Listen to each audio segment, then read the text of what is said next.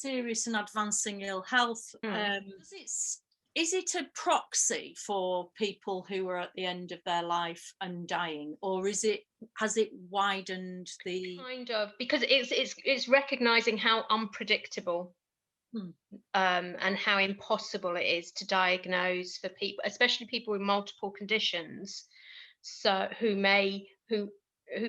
for whom it may be that none of those individual conditions are likely to kill them soon, but taken in combination on top of substance use and on top of probably quite poor mental health means that they are actually quite high risk. But that sort of siloed approach to diagnosing them and treating each individual condition wouldn't recognise that.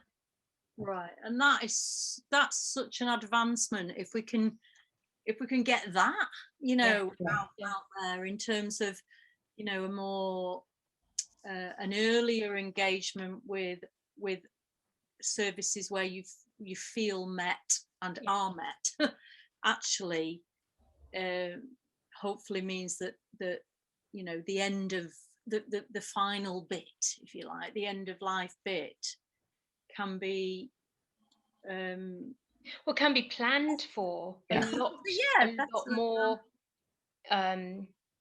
more considerately, because if you're, and it recognizes the need to support people through that process of recognizing how ill they are, of coming to terms with it, of kind of dealing with some of the difficulties that they've maybe got to face about, disintegrated relationships, or, being in a really difficult sort of situation, or, living somewhere they don't like, or, all that sort of stuff. It helps, it gives them much more time to try to think what could be eased in that situation.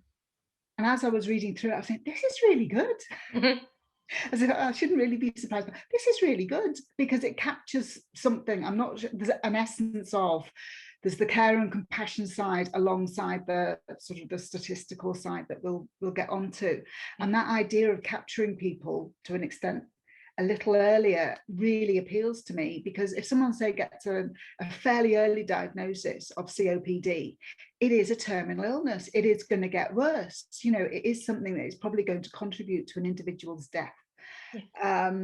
So being able to put systems in place, not my favorite term, but earlier, I think it is brilliant. So extending the remit slightly, I'm all for that.